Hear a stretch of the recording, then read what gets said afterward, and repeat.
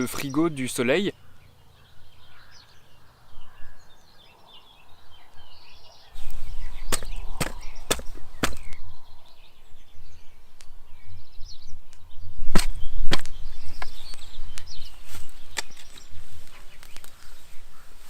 Et voilà un beau carré de gazon retiré. La fourche-bêche est très pratique pour dégrossir la terre.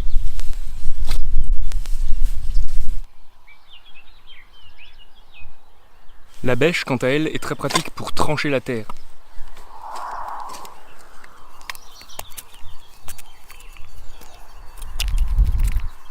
La pelle, quant à elle, est idéale pour sortir la terre du fond du trou.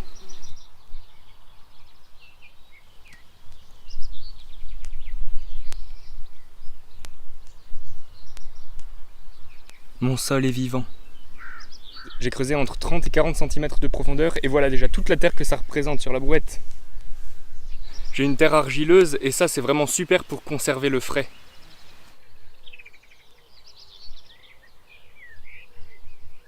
Voici la brique que je m'apprête à poser tout au fond du frigo afin de protéger du sol, de la terre et de l'humidité. Ça permettra de créer déjà un fond et puis la brique c'est aussi un matériau qui garde bien le frais. Donc là je vois que ça ne rentre pas, je vais devoir égaliser.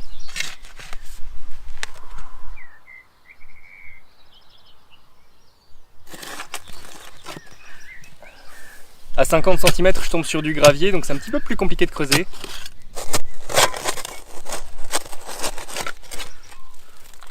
Ça me rappelle des souvenirs ça.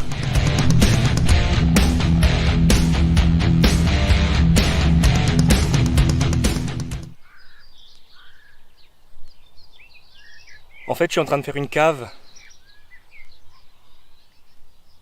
Je suis sur 65 cm de profondeur. Je pense que c'est pas mal. Deuxième brouette. Oui. Allez. Hop. Tout autour, je compte mettre des tuiles pour protéger un peu de l'érosion.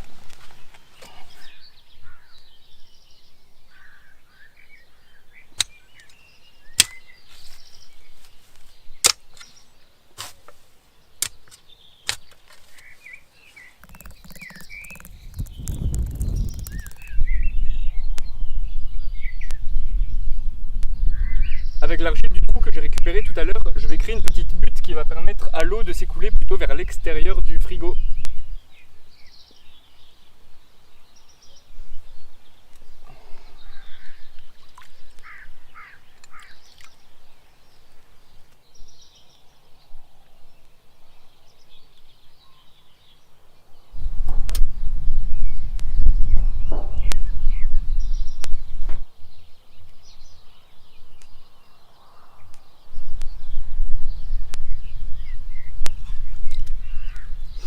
J'ai l'impression d'être un gamin qui fait un château de sable.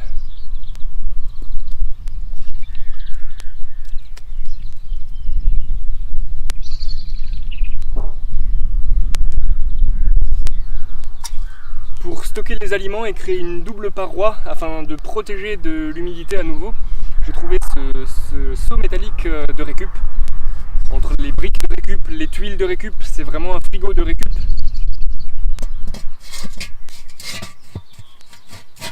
Et je n'ai plus qu'à trouver un couvercle pour protéger des insectes ou des animaux. Et alors pourquoi ne pas faire un frigo du désert ? Ce sont deux pots en argile l'un dans l'autre, entre lesquels il y a une couche de sable qui est humidifiée. Avec la chaleur du soleil et l'évaporation de l'eau, cela crée une baisse de température à l'intérieur des pots. Si j'ai opté pour creuser un trou dans la terre, c'est pour bénéficier de l'humidité naturelle du sol, afin d'éviter à avoir à re-remplir le frigo du désert d'eau régulièrement. Alors contre le vent, je pense que ça c'est absolument indispensable, de mettre une petite brique sur le couvercle.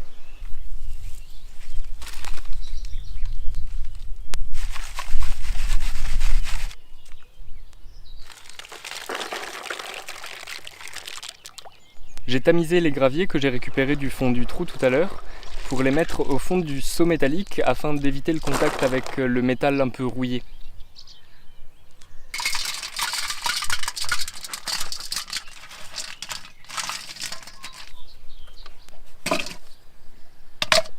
J'ai des fruits et des légumes aussi que je vais mettre dedans pour voir ce que ça donne.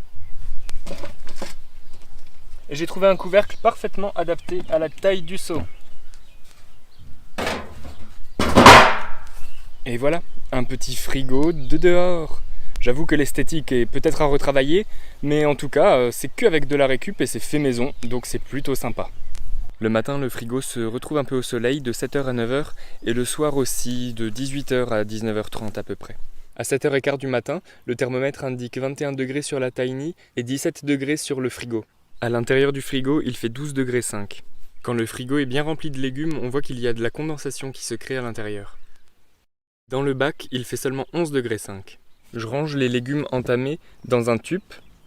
La petite salade, qui est là-dedans depuis déjà 2 jours. Elle se tient super bien. À 10h, le frigo ne va pas tarder à se retrouver à l'ombre. La température sur la tiny est de 21 degrés. Sur le frigo, c'est 26 sur la plaque métallique. Et dans le frigo, il fait 15 degrés. Voilà, il est 16h et le soleil a bien tourné. Sur la plaque métallique, il fait presque 24 degrés. Sur les parois en argile, il fait 16. Et à l'intérieur du frigo, 15 degrés. Et on voit aussi que la condensation a disparu parce qu'il y a moins de choses, je pense, dans le frigo, vu que j'ai mangé ce midi. À 19h30, le petit frigo se retrouve à l'ombre du grand noyer. La température sur la plaque métallique est de 21 degrés. Et dedans, l'argile est à 15 degrés. Et à l'intérieur du frigo, il fait 16 degrés. Au même moment, à l'intérieur, dans le frigo qui est éteint, il fait presque 24 degrés. C'est le lendemain, il est 10h30. Hier, le frigo avait pris du coup le soleil pendant 3h le matin. Et aujourd'hui, pour tester autre chose, j'ai mis donc cette table à côté afin de lui faire de l'ombre. Et donc on va pouvoir mesurer les températures ce matin. Contre l'argile, il fait 14,5. Et à l'intérieur, 14,5 aussi. Bien entendu, cet après-midi, j'ai oublié de déplacer la table pour faire de l'ombre. Sur la plaque au soleil, il fait 35 degrés. Et à l'intérieur, 16,4. Et dans le frigo, presque 16 degrés. Et comme dit, les choses restent franchement fraîches. Et pas de condensation.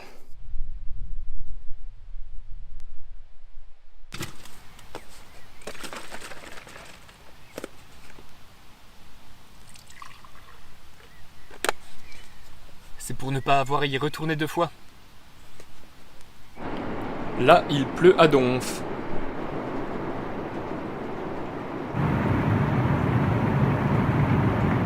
Je suis curieux de voir l'étanchéité du frigo après cette averse incroyable. Déjà, je vois qu'il y a des guêpes qui font leur nid sous la brique. Ça ne va pas. Eh bien, ça a pris l'eau. Non. Il y a toujours une limace d'ailleurs qui me vient venir. Alors, ça a pris l'eau sur le couvercle, mais il semble que l'intérieur soit intact. Tant mieux. Les parois sont humides. Et le petit escargot. Malgré un temps nuageux, les températures sont à 14 degrés et demi. C'est toujours la même température dans le seau et sur l'argile. Là, ça fait 3 jours qu'il pleut, donc il fait très humide. Et concernant la température, il fait 13 degrés dans le frigo. Du coup, je vais y ranger mes courses. Ça ne va pas rentrer. Des haricots verts, des pleurotes. Des petites endives. Les premières pêches nectarines. Hop. Non, ça décidément. Bah, je vais me les faire ce soir, du coup.